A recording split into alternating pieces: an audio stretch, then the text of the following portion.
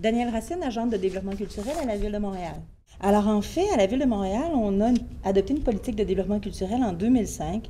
Depuis, on a donc mis en place des programmes de soutien en médiation et en action culturelle.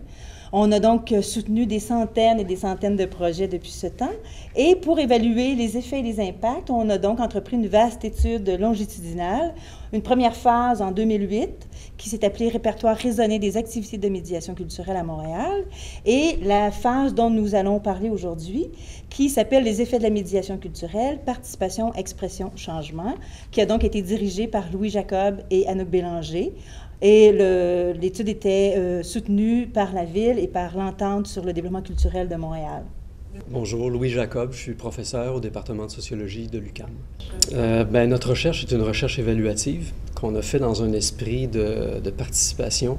On a cherché à créer un espace de réflexion avec les participants, les artistes, les médiateurs, les organismes porteurs de projets. Pourquoi? Parce qu'essentiellement, c'est impossible de comprendre le sens de ces activités si on ne tient pas compte des représentations, des valeurs que les gens accordent à leur propre pratique. Ça nous apparaissait essentiel, puisqu'il ne s'agit pas de mesurer des performances ou évaluer le succès en dehors du sens que les participants cherchent à travers les activités de médiation culturelle. On a analysé le labyrinthe artistique, une nouvelle façon de visiter le quartier centre-sud de l'organisme Péristyle Nomade, le projet Les Petits Loups du Festival du Nouveau Cinéma avec le partenariat de la Fondation du Dr Julien, le projet Les Déjà Prêts Ready Made de la Maison de la Culture Côte-des-Neiges en arts visuels, le projet Les Ateliers parcellaires du Centre d'artistes au Bourreau en arts médiatiques, le projet L'Atelier de l'organisme en danse contemporaine Bouge de là, et finalement le projet On se raconte de l'arrondissement Saint-Laurent. Anouk Bélanger, je suis professeure en sociologie à l'UQAM. Alors, de manière générale, les projets, on se rend compte, ont pour effet de créer de véritables espaces de liberté pour les participants, entre autres, de créer des lieux de rencontre.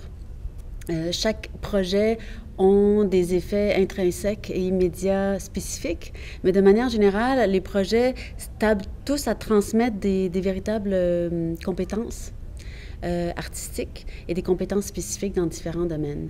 On se rend compte qu'il y a des effets, immédiats, mais il y a aussi des effets structurants chez les participants d'abord, évidemment, parce que ça leur permet de stimuler leur créativité, de découvrir toutes sortes de formes d'art et de créativité, de lieux, de découvrir des infrastructures et l'offre de certains quartiers en termes culturels et artistiques, de se prêter à des dialogues interculturels avec d'autres groupes. Mais il y a aussi des effets structurants, et ça nous est apparu assez clairement chez les organismes porteurs de projets, les organismes partenaires aussi. Parce que pour ces organismes-là, en fait, ça permet de consolider ou de créer des réseaux sur les territoires et à travers les territoires. Ça permet aussi de redécouvrir certaines activités régulières, mais des populations ou des groupes qui fréquentaient ces espaces-là, mais dans une autre dynamique, dans une autre forme de rencontre, sous un autre type d'invitation. Pour les artistes aussi, il y a des effets structurants parce que ça remet en perspective leur pratique artistique, ça leur permet de découvrir ce qu'est en propre la médiation culturelle, d'expérimenter à ce niveau-là, et surtout, ça permet aux artistes, on se rend compte, d'avoir envie de proposer de nouveaux projets. Ça, c'est un effet, je pense, structurant puis qui recoupe les 6 projets qu'on a pu suivre là, sur les 3 ans d'études. Je pense qu'une des conclusions à laquelle on est arrivé de cette étude-là, celle qu'on pourrait retenir, c'est le fait que les activités de médiation culturelle demandent du temps.